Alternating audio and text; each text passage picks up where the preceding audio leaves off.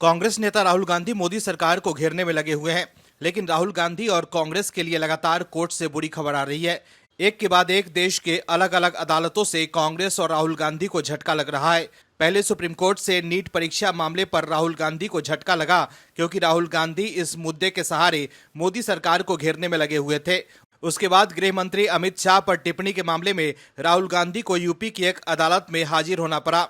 और अब एक और मामले में कोर्ट से जो खबर आई है वो कांग्रेस और राहुल गांधी के लिए झटका ही है।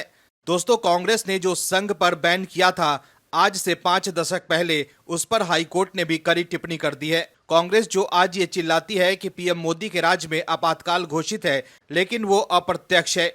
लेकिन दोस्तों, आपको बता दें कि किस तरह से अपने राजनीतिक हितों को साधने के लिए कांग्रेस ने देश की सबसे ज्यादा सेवा धर्म का भाव रखने वाले संघ में सरकारी कर्मचारियों के शामिल होने पर बैन लगा दिया था। शायद तब की तत्कालीन प्रधानमंत्री इंदिरा गांधी को इस बात का डर होगा कि कहीं सरकारी कर्मचारी अगर संघ की सेवाओं में शामिल होने लगे तो कहीं सरकारी कर्मचारी में देश सेवा का भाव और न बढ़ जाए और वो सरकार की पोल न खोल दे।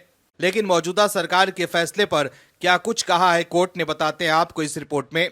दरअसल मध्य प्रदेश हाई कोर्ट ने कर्मचारियों को राष्ट्रीय स्वयंसेवक संघ का सदस्य बनने पर लगी बैन हटाने को लेकर एक महत्वपूर्ण टिप्पणियां की। हाई कोर्ट ने कहा कि केंद्र सरकार को अपनी गलती सुधारने में 5 दशक का समय लग गया।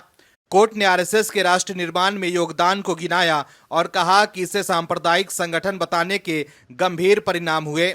मध्य प्रदेश हाई कोर्ट की इंदौर खंडपीठ के जस्टिस सुश्रुत धर्माधिकारी और जस्टिस गजेंद्र सिंह की बेंच ने केंद्र सरकार के एक पूर्व कर्मचारी पुरुषोत्तम की याचिका पर सुनवाई करते हुए यह टिप्पणी की है।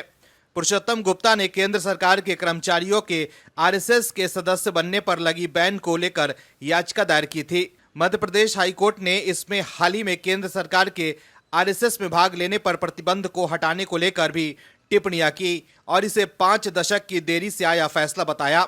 हाईकोर्ट ने इस मामले की सुनवाई के दौरान कहा कि आरएसएस में भाग लेने पर प्रतिबंध इंदिरा सरकार ने इसलिए लगाया था क्योंकि उसकी इस संगठन की गतिविधियां सांप्रदायिक और सेकुलरिज्म के विरोध लगी थी। हाईकोर्ट ने प्रश्न उठाया कि आखिर आरएसएस को इस तरह का संगठन मानने के पीछे क्या आधार था। कोर्ट ने पूछा कि इसके पीछे कोई रिपोर्ट, कोई आंकड़े या कोई शोध था जो ऐसा सिद्ध करते हो कि सरकार को इसमें सदस्यता पर प्रतिबंध लगाना पड़ जाए। कोर्ट ने प्रश्न खड़ा किया कि आखिर सरकार ने यह कैसे मान लिया कि इसका कोई कर्मचारी यदि आरएसएस की गतिविधियों में भाग लेता है तो वो सेकुलरिज्म के खिलाफ हो जाएगा। कोर्ट ने कहा कि उसने बार बार इस निर्णय के आधार पर प्रश्न पूछा, लेकिन उसे किसी भी सुनवाई में केंद्र सरकार ने कोई जवाब नहीं दिया। कोर्ट ने इसके बाद इंदिरा सरकार के इस फैसले को लताड़ा।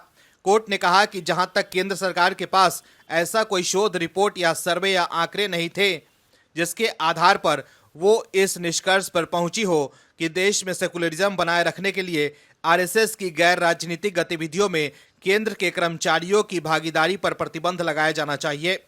कोर्ट ने कहा कि यदि कोई आधार नहीं था तो क्या केवल तब की सरकार ने आरएसएस को कुचलने के लिए ही यह निर्णय लिया था।